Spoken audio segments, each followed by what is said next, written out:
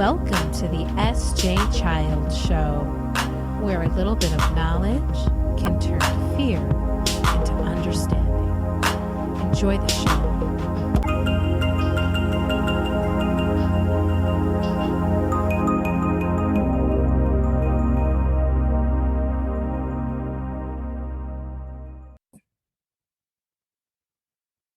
Hi, and thanks for joining the S.J. Child Show. I'm really excited today to have joined me a previous guest, and he is here to talk about a new book and some new things he has going on. And it's great to have you back, John.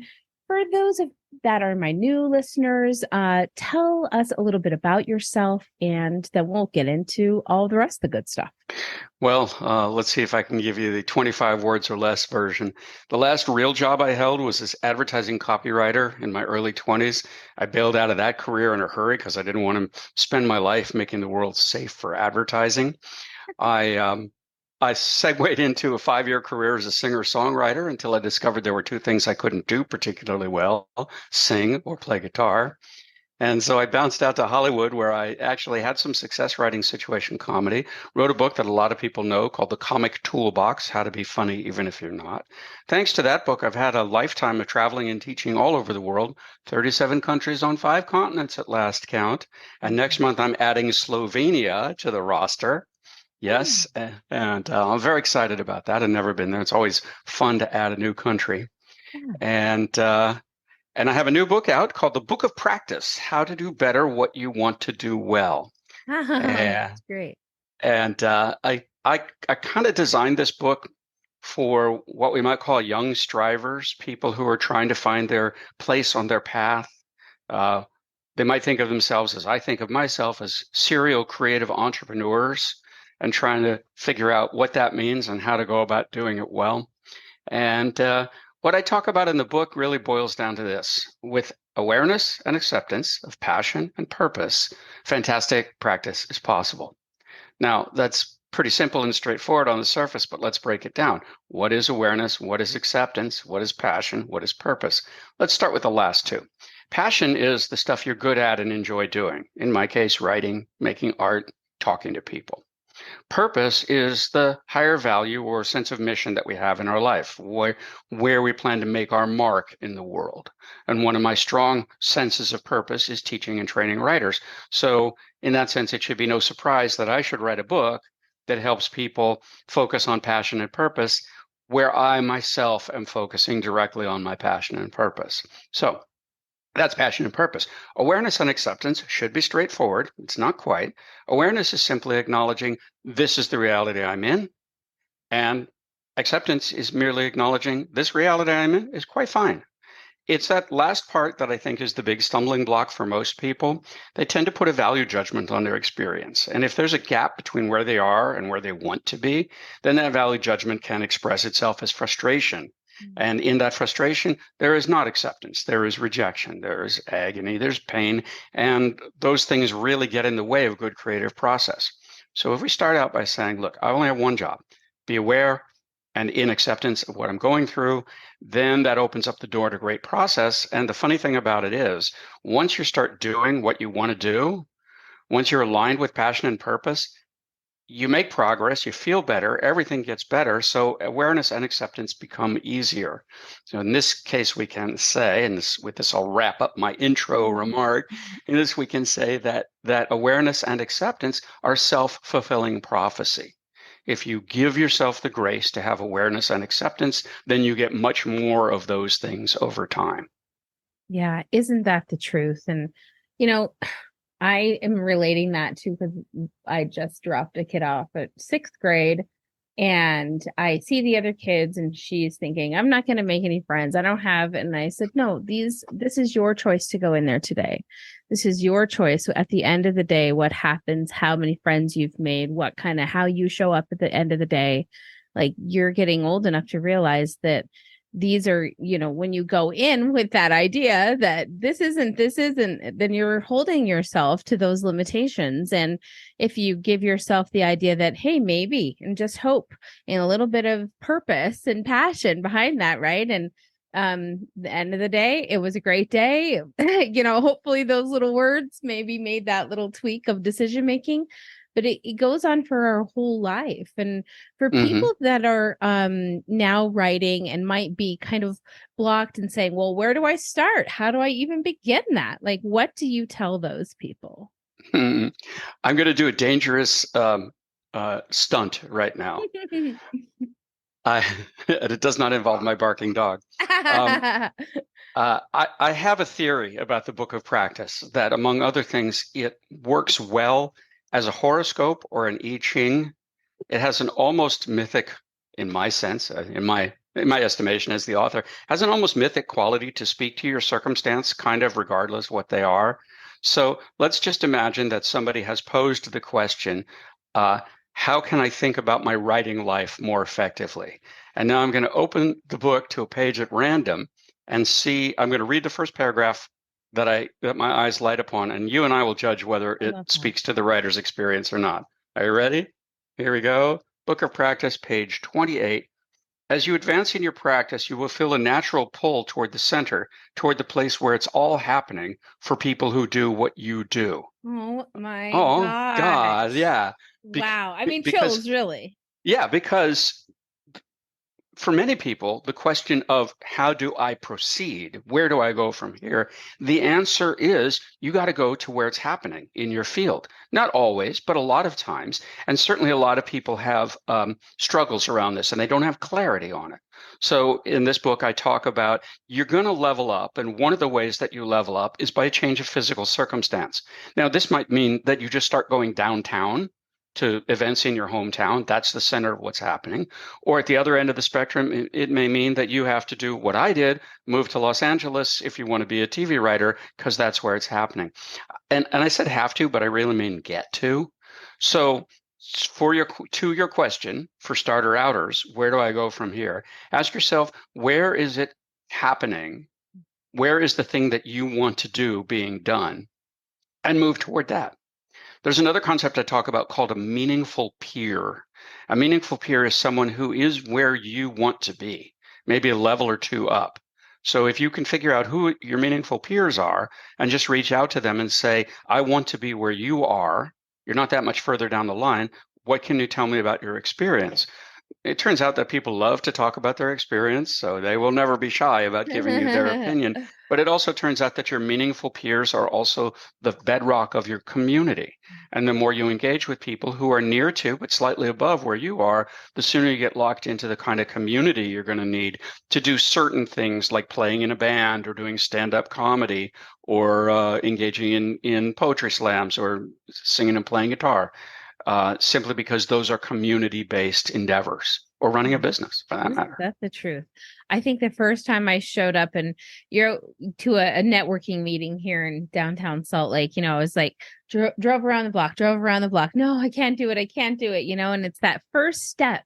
You take that first step into the door, and there's so much fear behind it because you don't know who's going to be there. You don't know Hmm. how they're going to perceive you, blah, blah, blah. And then you get there, at least for me, I walked in the door, and the first thing the person, they came up, oh, welcome to have you. Here's the table, choose where you want to sit. And then the first thing, of course, the speaker says is, were you so afraid to walk in the door? Hmm. Just like every single person in this room. Sure. And it's just that one first step. And through all of that networking, of course, too, which I think is another wonderful way to kind of get where you want to be, like you're saying, is to then see, okay, well, how many other people are like me in this area? And where can I find those meaningful mentors and friendships to help me get to that? Yeah, that part. You've just used a dangerous four-letter word that begins with the letter F, Uh-oh. and that word is fear. Let's postulate that fear is part of everybody's process, whether you're in art, music, business, education, sports, relationships. Fear is in there somewhere.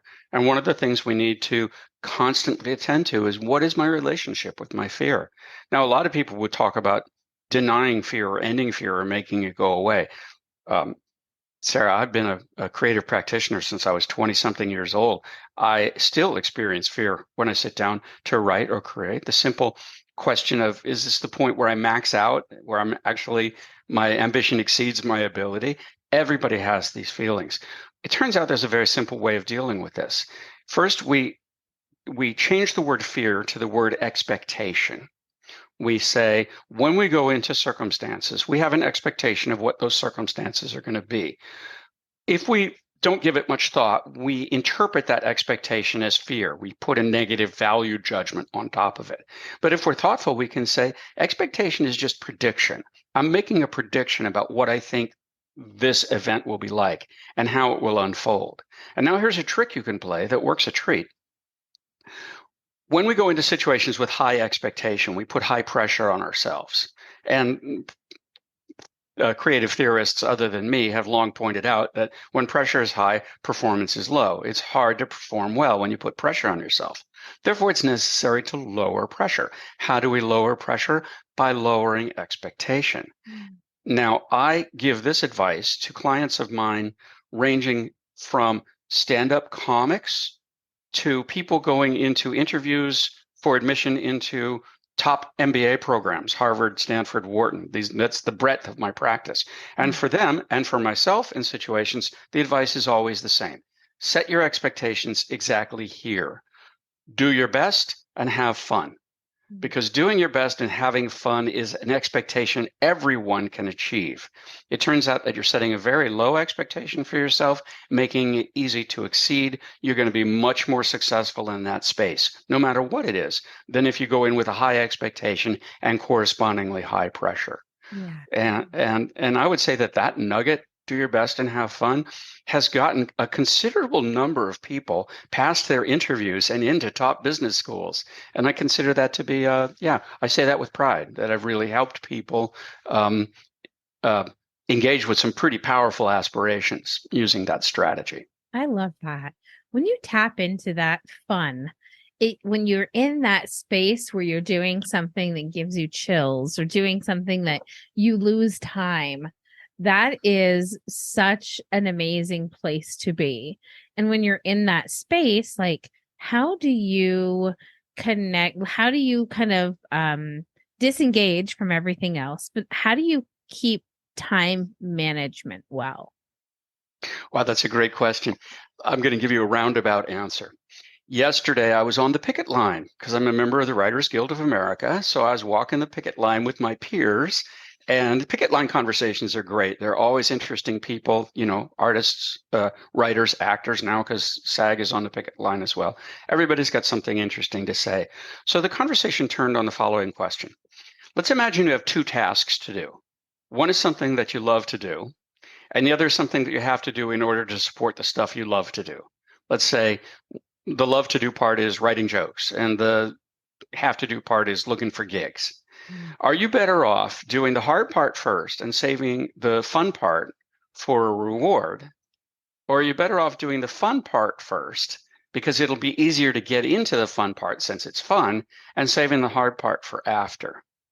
There wasn't a lot of consensus on this. Most people kind of gravitate immediately to, well, you obviously save the fun stuff for later to motivate yourself. You dangle that carrot. But my thinking is, if it's hard for me to engage in my practice, it's probably hard because I'm afraid of something. And so my fear is a barrier to entry. If on top of that, I put the barrier to entry, I got to do the bad stuff first, the unfun stuff first, I think I'm making it harder for myself.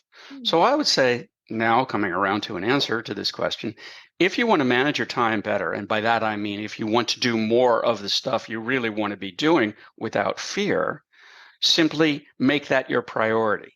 Because if you engage with the fun stuff, you're going to feel better right away. Now, if we tease that out a little bit, what we discover is it's not that people don't want to do the fun stuff. They don't want to write, make music, do art, whatnot. They're motivated to do that. They know if they get into that space, they're going to get turned on hard and experience that creative high that we all know so well. And so, geez, with that in mind, why wouldn't you be leaping into that space all day, every day? Well, the answer is that four-letter word again, fear. Because I want to engage creatively, but I'm afraid I will be ineffective. Mm. So time management, I've said this, I'm saying this now for the first time ever. Time management really turns out to be fear management or expectation management. You can sneak up on yourself. There are a couple of strategies that I use when I'm afraid. One thing I do is give myself a very short timeline. I say to myself, I'm only going to put 15 minutes into this because that will reset my expectations. I can't expect it to be any better than 15 minutes worth of work will generate. Chances are in that 15 minutes, I'll get so locked in to whatever I'm writing that I'll stay with it and hours will pass, which is obviously the goal. Time management has another aspect to it, and it's kind of a nefarious component, and that is the impact of other people on your lives.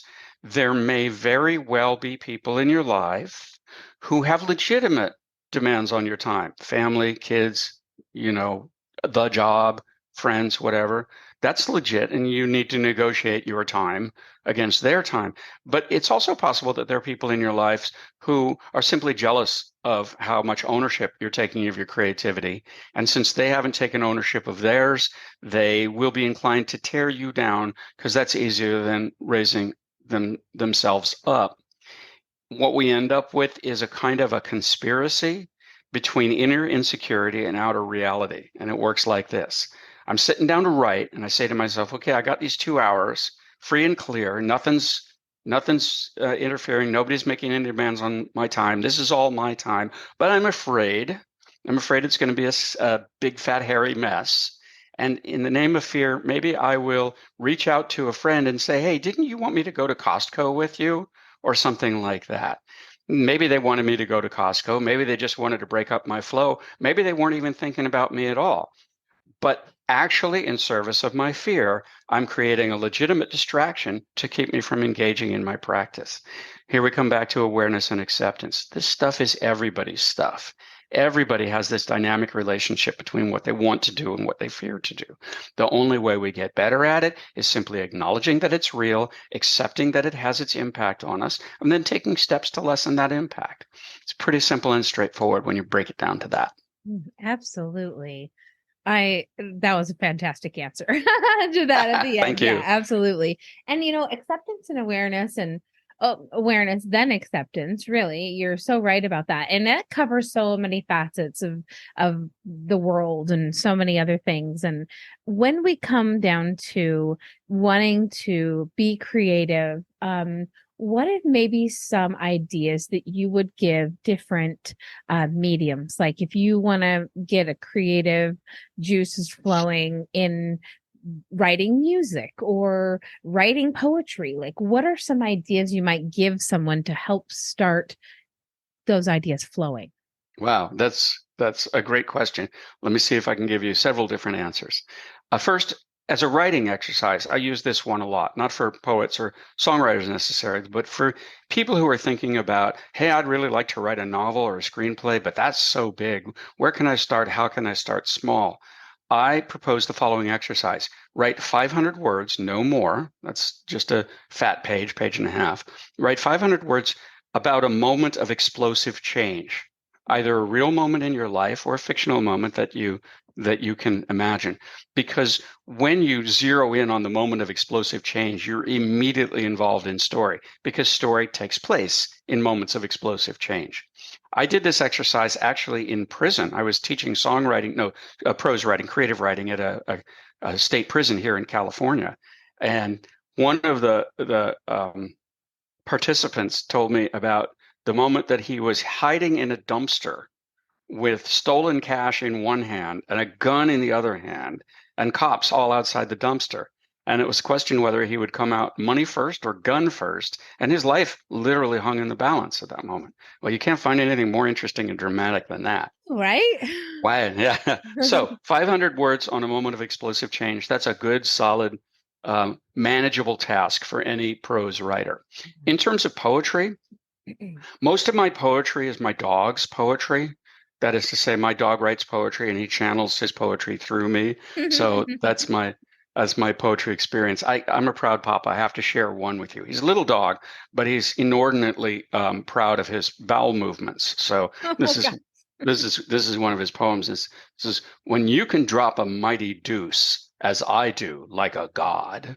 Do it twice in the very same walk, and you just dropped a quad. Oh gosh. I'm replaying this with my husband later. um, eh, for people looking for topics for poetry or songs or musical compositions, my go-to tool is the list. Rather than coming up with one idea for one composition, I start with a list of 10, 15, however many I have, different ideas that might be topics for compositions.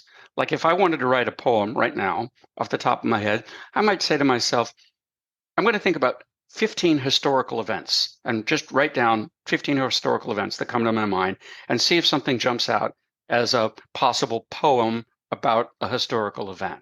That's a way of latching creative problem solving to the magic of creativity. Same way with music. If you're interested in genres or tempos or themes, if you just start by asking yourself, what are my possibilities? And generate a list of possibilities, inevitably something on that list is going to jump out and call attention to itself and say, me, write me. And then two benefits. One benefit is you have something to write about or make art about or whatever. And the other is, and this is the hidden benefit, whatever idea you settle on, you can trust a lot more because it's the one that called itself to your attention among all the contenders. You could say that it outcompeted the other ideas. A lot of times we look at our single idea and we say, I think this is a good idea, but I don't really know, and I'm not sure I can trust it. Well, you can't always trust it absolutely, but you can always trust it relatively if you measure it against other ideas. I don't know if it's a great idea, but I know it's the best I have of this 5 or 10, and thus I can trust it a little bit more. A little bit of brainstorming. Like brainstorming, but brainstorming kind of gets a bad rap. Even brainstorming itself comes with expectation and fear. Like, I'm not brainstorming right. How do you know you're not brainstorming right? Because I don't feel free. I'm struggling to come up with ideas. Now what happens? Well, now I see myself failing at something as fundamental as brainstorming. I must really suck. That will close down your process even further. You get into a vicious cycle. Next thing you know, you can't brainstorm, you can't ideate, you can't do anything simply because this voice inside your head is saying so loudly, you can't do anything. Yeah. Awareness and acceptance. It's brainstorming. Outcomes don't matter. All that matters is generating content. Mm-hmm. Let me put that slightly different way. Outcomes matter, but not in the way we think. A lot of people think in terms of good outcomes and bad outcomes, and they make their judgment accordingly. I wrote that song and I love it. That's a good outcome. I wrote that song and I hate it. That's a bad outcome. My understanding of practice transcends good and bad. Outcomes are the DNA of practice. Every time you write a song, it's an outcome. Every time you paint a picture, it's an outcome. The evolution of your craft, the way you get good, is just by stacking outcome on outcome on outcome on outcome, whether those outcomes are objectively good or not. It's the raw number of them that leads to effective practice, not the individual success or failure of any given outcome. No, you're so right about that. And it is so effective practice is exactly what we need to put into action to be the success, to have the end goal to come true. Exactly. And the harder you think about the end goal, the harder it is to have effective practice. When I was young, I used to swear by the 4 words, words on the page. I'd be writing along and I'd get taken off the page by some distraction. It was either one of two things. Either I was thinking about how great this is going to be when it's a success and I'm a star, or how bad it's going to be when I'm a failure, how bad it's going to be, and then I'm going to be a failure living in a cardboard box. Either of these ideations, they're beside the point. The outcome hasn't happened yet. There's nothing yet to judge. Yeah. So then I just tell myself, words on the page. The only part of this entire process I can ever control is words on the page. So whenever I'm feeling either overly optimistic or overly pessimistic, I just say to myself, it's not my job to prospect events in the future. My job is to be present in my craft as much as I can. Mm-hmm. Now notice that I go at this with a lot of love, a lot of self-love. And that's kind of a trick that you develop I think simply by growing older in your craft. I think so. But it's worth noting. People, especially young starter outers, young strivers, they get all caught up in should. And when the should is not met, then they follow it up with recrimination. I should be further along. I should be up on that stage. I should be unafraid. But since I feel fear and I'm not farther along and I'm not on that stage, now I feel bad about myself. Mm. So I try to go into these spaces with whatever happens, even if I go up on stage and they boo me off the stage, I'm still me. I still like me. I still love me. Nothing is really lost, and something fundamental is gained, an experience, an outcome. And, I can say this as someone who has recently dabbled in stand-up comedy and put myself on some pretty horrifying stages, like places where, boy, oh boy, whatever I am talking about, my dog's poetry, this audience is not tuned in. But then I say to myself, I come off the stage, okay, well, that was a fabulous monstrosity. That was a disaster. Do I still have faith in my dog's poetry? Absolutely. I know that material works. Did it work tonight? Maybe not. Well, why not? Maybe it's the wrong audience. Maybe it's the wrong presentation. Maybe I had the wrong attitude. Much as I'm trying to be present in the moment, maybe I had some arrogance and insecurity, and those two things always go hand in hand, that created a wall instead of a bridge between myself and the audience. I would say for myself, objectively viewing myself as a stand-up comedy performer, my big problem is arrogant insecurity, that I am not comfortable enough on stage to demonstrate comfort on stage, if you can understand that. Oh, that's so insightful. No, it really is, though. And, I kept thinking of this analogy when you were talking about that. My husband, he's so brilliant. Why don't I come up with these great ideas? Anyways, we were talking about, the same kind of concept, like before and after time and presence. And we were looking at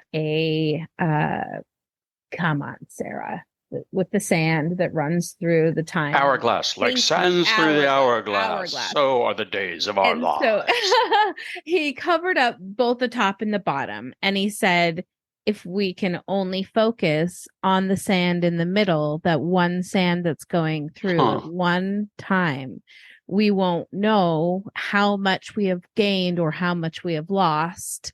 Just like in life, we just are in this sand in the middle.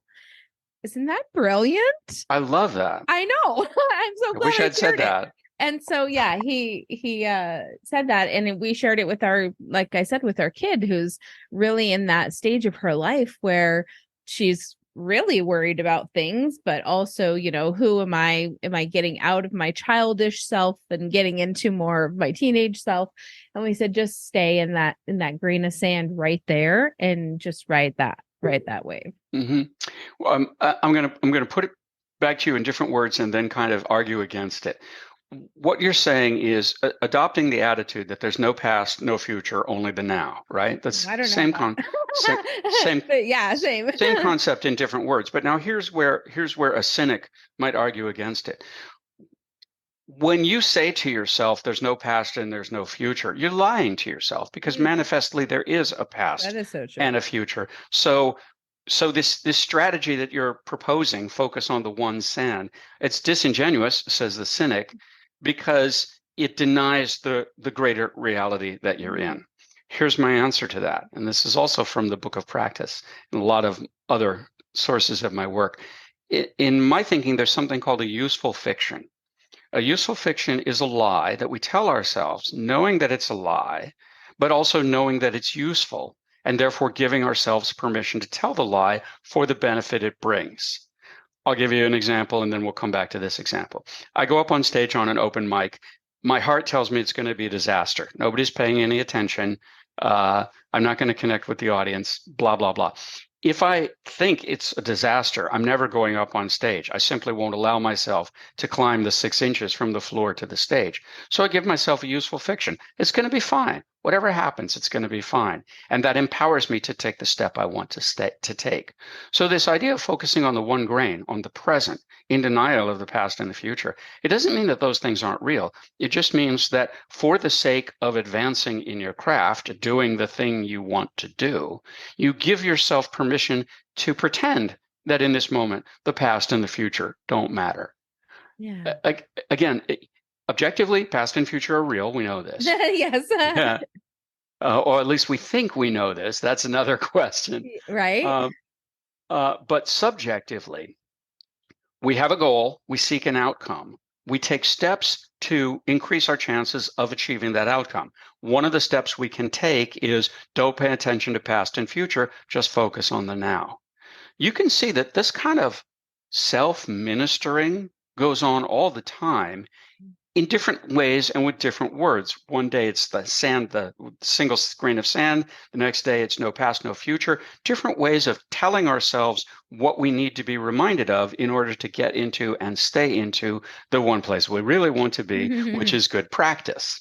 Yeah. And that is the truth, that when it comes down to it, and really the practice is what is going to help you measure the things that you're working on, whether it is your writing, your music, your cleaning, whatever you want to practice at, right? It's that practice that will help you to get those measures of, oh, 1 month ago, here we are looking at the past. No, just joking. I was Exactly. only doing this many writings or something, but then I decided I'm going to really focus on this. And now look how much I've done. And what do you do to reward yourself? What kind of things what does that look like? Or what do you tell people? How do they reward themselves? Well, I boot heroin most of the time.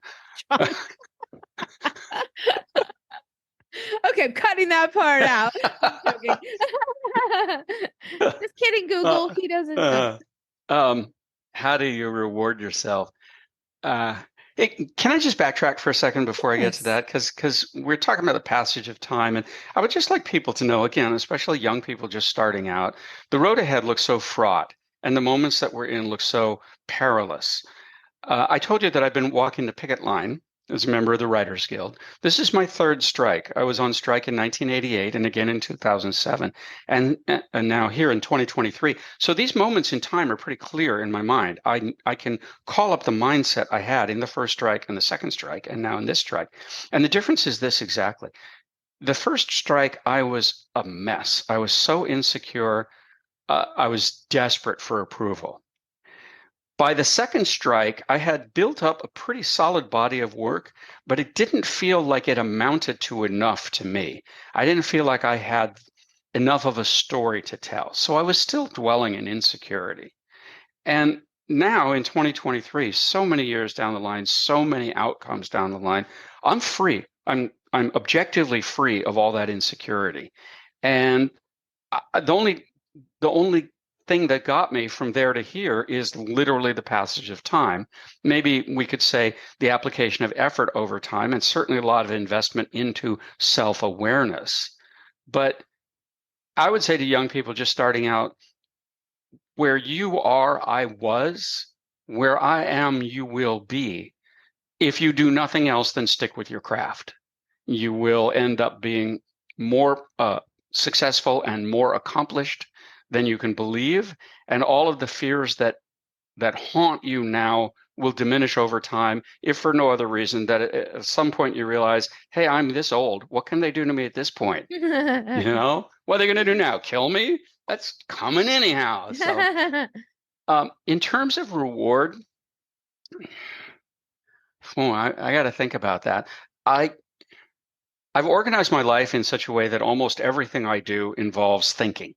That is, everything I do for money just involves thinking in one form or another, not doing, not making, not hammering, anything like that. And since I love being inside my mind, I love thinking, I kind of like all of it, even the stuff that's not all that pleasant. I can get through it all. But if I'm looking for a reward system, again, for someone who's a little uh, younger and less experienced with this, I'm going to be shamelessly self-manipulative.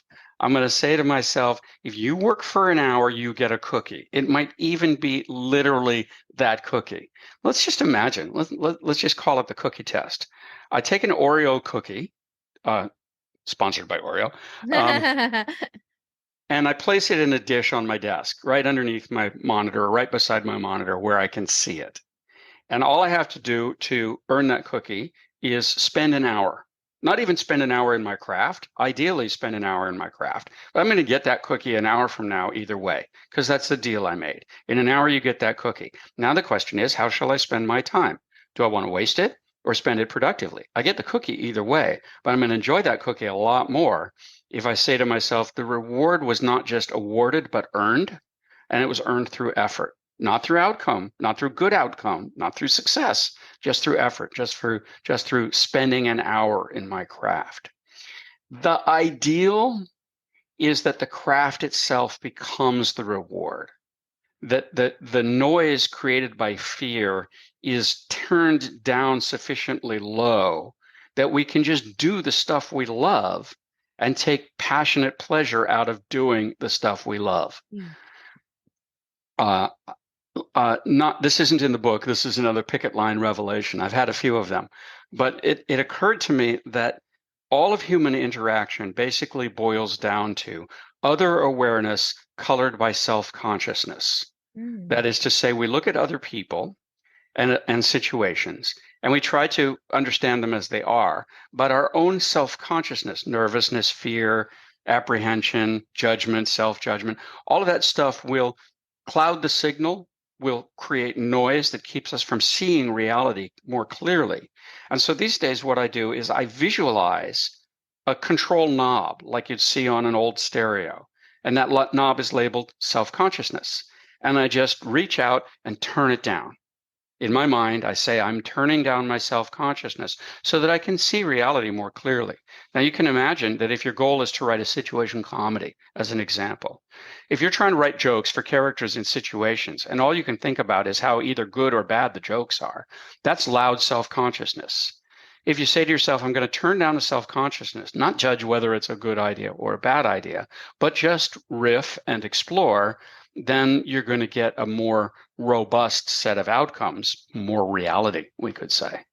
So that's what I do. I would say if you need rewards, shamelessly manipulate yourself, trick yourself, use your useful fictions, but also recognize that there is a place beyond reward where the work itself is its reward. And the way to get there is simply to engage in practice as much as you can over time. Yeah, I like that. We were practicing in a different way of practice, but how can we, when we wake up every morning, a good mantra to say, how can I be proud of myself at the end of the day? Oh, I And love then that. what can I do to achieve that at the end of the day? And so even if it's in small ways, but you really know that you made a difference for yourself, then I think it's so nice at the end of the day to be like, I'm really proud of myself today. I accomplished this or that. But I also find that it helps my drive to accomplish more. That, I kind of have that little like fight inside. Momentum. Yeah, exactly. And so I love that. I love mantras. And once again, Dustin is the brain of the operation behind these things. Bless his heart. Actually, you just reminded me of another reward system that I use currently. I love writing books. I hate promoting them. The way I describe it is I hate marketing like a cat hates baths. One of the things that I found that's very effective in terms of marketing my stuff is posting to relevant interest groups on Facebook. And the task of that, hitting all the groups with new information, takes about an hour to reach out to the groups and post to them. And I find that task really unpleasant. I mean, it's not unpleasant. I can do it while I'm watching a ball game or something like that, and it's okay. But I figured out that there's a way to make it much more rewarding for me and allow me to embrace the whole transaction. And what I do is this. I start with new art. Like I think about the book that I'm promoting and I create a new visualization of the cover as an example. I just play artistically. Then I think about something that I want to speak about, just a sentence or two of uplifting information that I want to put in the text, and I bake that into the image. And I'm just trying to think of a good example. Something I might be talking about the habit of hustle, what it means to have a nice, easy practice of just hustling all the time as the normal way of behaving, not because you have to, but because it's You're a fun. hustler. Yes, and Sorry, but that's what you you gotta are. hustle. So in the end, I create this what other people might call a meme, but it's got my book cover and it has uplifting and useful information, which means that it'll get past the group administrators who might interpret it as a sales pitch. My Yeah. website is there, but I don't call attention to it. It doesn't see it's a sales pitch on the subtext level, but on the text level, it's an inspirational message. Yeah. So this act of first creating the message and then distributing the message, that's a strategy of reward that I figured out that works very well for me because I'll get enjoyment out of creating the message. And the enjoyment that I get out of creating the message and then sharing the new message will be enough to get me over that hurdle of I hate marketing like a cat hates bats. Yeah, isn't that the truth? And it comes back down to, I'm sure the people find it rewarding too, because even those small inspirational quotes that you think might just, oh, I just read this, sometimes they are really helpful for people. And isn't it true that it finds them, it finds the people that needs to hear it and listen or see it or read it. Like information finds its way to the people that need to have it. I certainly have evidence of that. People have written to me saying, Yeah. I found this book or that book um, at a particular time, just when I needed it. They feel that it's magic, but it's not magic. All they did was search for the book they were looking for and found Found the mine, information. Yep. which is great. Um, but also, this speaks to the nature of revelation. I have been a student of revelation all my life. And I don't mean revelation in a mystical biblical sense, but just in the sense of new information that packs a punch. You know, you're going through your life and suddenly out of the blue, you hear a phrase like, let's say, God is love. And in the moment, it hits you with the force of revelation. God is love. This thing, this force that I call love, I could call it God instead. This thing that I call God, I could call it love. Oh my God, my head is exploding. Oh my love, my head is exploding. And for a period of time, we are alive in revelation. But the thing about revelation is revelation fades. What starts out as an exciting new idea over time becomes a remembrance or a recollection of the exciting new idea. It's exactly like hearing a pop song that you love the first time you hear it, and you love it when it's new in your head, and then eventually it gets old and you don't care for it so much, and then it becomes something like Afternoon Delight by the Starland Vocal Band, and you can't barely stand to hear it anymore. Stop playing in my head. So what this requires is that we refresh revelation, that we keep revelation alive in our lives. And the way we do this, we who are seekers and practitioners and craftspeople, we seek new sources of inspiration. We read books like the Book of Practice. We write books like the Book of Practice in order to re-stimulate the wonder and the awe of feeling revelation. Yeah. So I mean, this might be where I part company with organized religion, because according to my understanding, you get one revelation and that's it. And then that revelation becomes the law, and you have to you have to formulate your beliefs according to the law as it has been explained to you. I understand the appeal of that because the alternative is to seek forever and never find, because as far as I'm concerned, it's in the nature of God to be unknowable. So any effort I make to know God it's not doomed to fail because it's the effort itself that matters, but it's not likely to lead to an answer. This isn't me talking when I say it's not the destination, but the journey that matters. That's a well well-known idea. But in the right time, in the right moment, that phrase, it's not the journey, it's not the destination, it's the journey that matters. That will hit somebody with an effective force of revelation that will get them moving again.